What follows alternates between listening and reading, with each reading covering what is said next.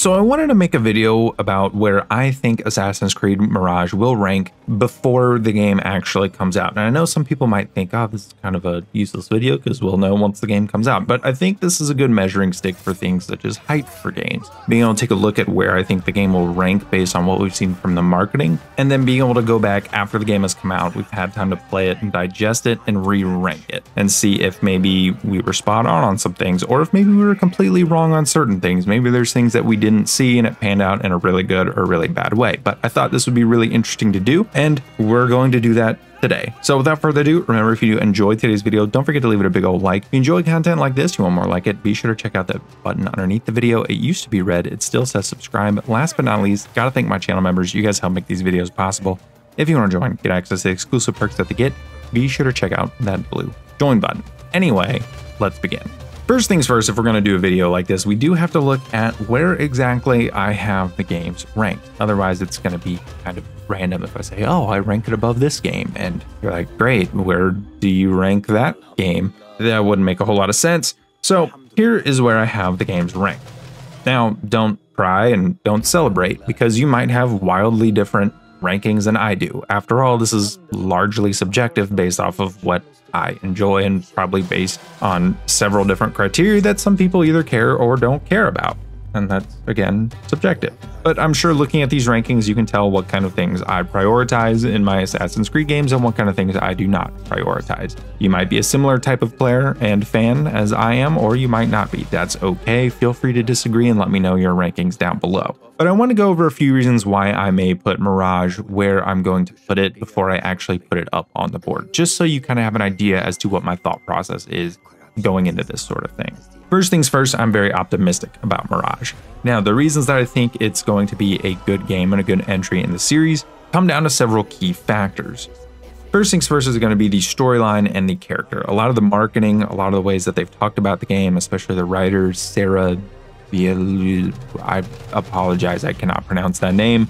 But the way that they've talked about the game, talked about the storyline, what they're trying to achieve with this game and telling Bassam's story, I really love the sound of it. It sounds a lot more mature and nuanced than a lot of the games that we've had in recent years. And I'm really looking forward to see what they do with it, because it seems like it's not just a classic style Assassin's Creed game in terms of how the game is supposed to play, but also in terms of how they're going to tell this story. I'm very intrigued by Bassam ever since we were introduced to his character in Valhalla, and I'm much more intrigued with being able to get a full game experiencing his memories. I love the idea of the Jinn and how Loki is going to appear to him as a sort of Jinn, or there's going to be some way to do that, because the way Jinn are in Arabic mythology is almost a perfect analogy as to how you would think humans would interpret the Isu in Assassin's Creed. It's an ancient civilization that had their own world that was adjacent to the humans, and now because they were punished by God, now they are invisible and in their own kind of dimension, at least again from how I understand them. And so humans and Jinn can still interact with each other, but they sort of have this invisible barrier between them, and that just seems like such a perfect metaphor for how someone like Bassam would interpret an Isu, or how any sage would be able to interpret their Isu memories in a way. After that is going to be the world, and I don't just mean that in terms of the setting, but also the gameplay. So firstly, I do want to talk about the setting. I think 9th century Baghdad is awesome. This is a very Assassin's Creed type of setting, in my opinion, because it's not this setting that they put in front of a focus group or a marketing team. They said, this is the one that's going to get the most clicks. This is just a setting that is interesting, has a lot of interesting characters and historical figures that we can go and explore, and it's not often looked at in a lot of other media. And I think that's very perfect for Assassin's Creed. I mean, Baghdad, the circular city, the House of Wisdom, this period in time, the idea that things like philosophy and knowledge are so valued in the city, it just seems absolutely perfect for a game like this. And again, the fact that it is a city game, it is a dense place that we're going to be able to run around and do cool assassin stuff and try to have as much of an assassin fantasy as possible in. I think that is also a huge check mark in the right direction for this game. And even talking a little more about gameplay, the fact that stealth gameplay and tools have much more of an emphasis in this game as opposed to combat is such a big, again, check mark for Mirage. A huge positive in my opinion. Even talking about combat, the fact that it's not something that's focused on but still looks really sharp and kind of conveys this idea of Basim being deadly but still easy to kill, this glass cannon type. I think that's really awesome and really fits perfectly and is the check mark in a good way for the combat system. Now, all of that sounds really good, right? That sounds awesome, but there are setbacks. This game does not look perfect from the get-go. Most notably is going to be the parkour system. Parkour, I think a lot of people have wanted to have expanded upon ever since the RPG games started being RPG games. Even back in Syndicate, just before they did the RPG games, they gutted a lot of what Unity's parkour was, and a lot of people didn't really like that. The city was so spread out that they gave us a rope launcher instead of more parkour moves, and I think that's just an issue, especially once you get into RPG games. Everything is so much more spread out that parkour was just so overly streamlined and simplified because it just wasn't a mechanic that you were really going to use all that much. And again, I think that is an issue.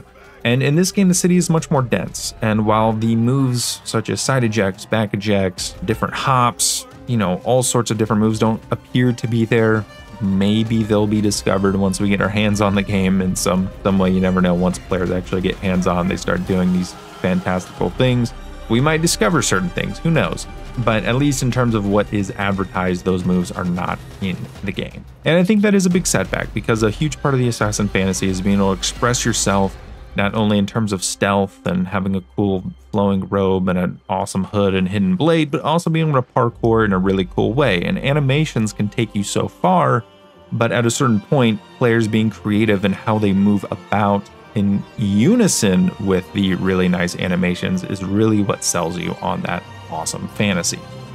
And then lastly, it's really a complaint that this game can't help just because of the nature of where it came from, being it essentially started as a Valhalla DLC and is now into a full game. It's on that engine that we've had since Origins, or I should say that iteration of the Anvil Next engine that we've had since Origins. Now, that engine doesn't look bad or anything. Egypt, Greece, and England were all very beautiful graphically, but there were a few awkward things. One, Origins and Valhalla were notorious for their weird kind of pan around framing in the side quests. Certain things that should have been maybe cutscenes or something should have been at least a little more cinematic. The framing just was weird in the side quests. You could be talking to an NPC and you're just kind of standing awkwardly over the shoulder instead of in an actual framing like you would have in most other games, and that just seemed weird. Very minor complaint, but it is something that exists. On top of that is just the goofy, weird animations. For some reason, this engine struggles with facial animations, just look way too goofy, just really takes you out of a lot of cutscenes.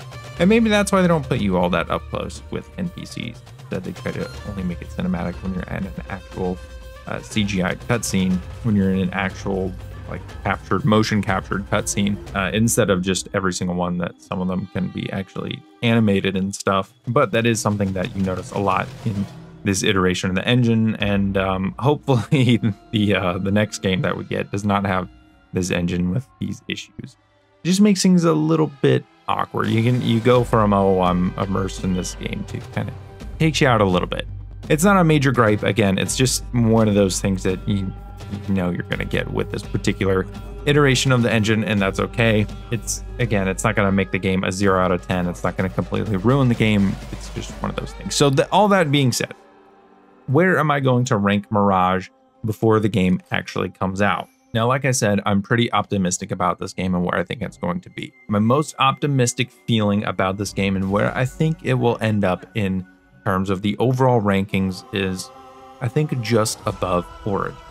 Now, this does come down to a couple of things. I do love that sort of desert setting, but I find places like the Middle East, Baghdad especially, during this time period in particular, to be something that is just more interesting to me than Egypt. Nothing wrong with Egypt. I do have it ranked highly for a reason.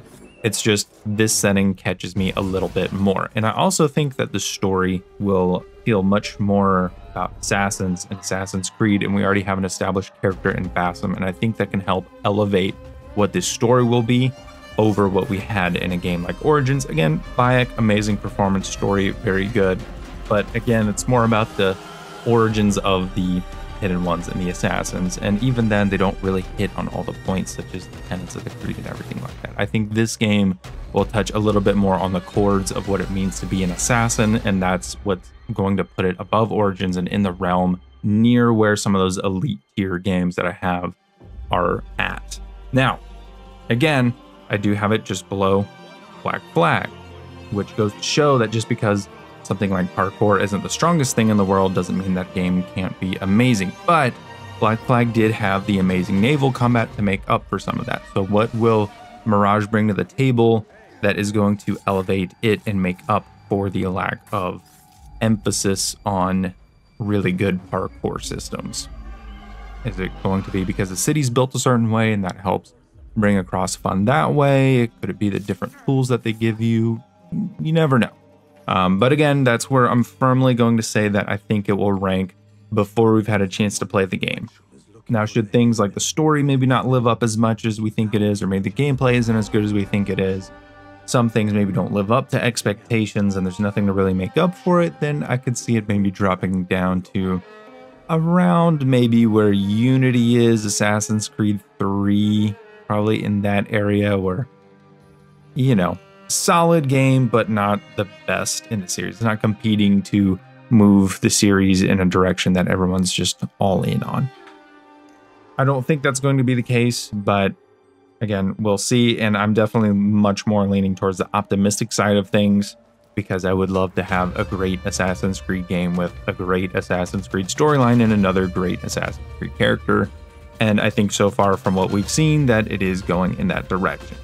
So not all of you are going to feel this way. Let me know down below how you feel about this ranking, how you feel about my rankings in general. Where do you think Assassin's Creed Mirage will rank?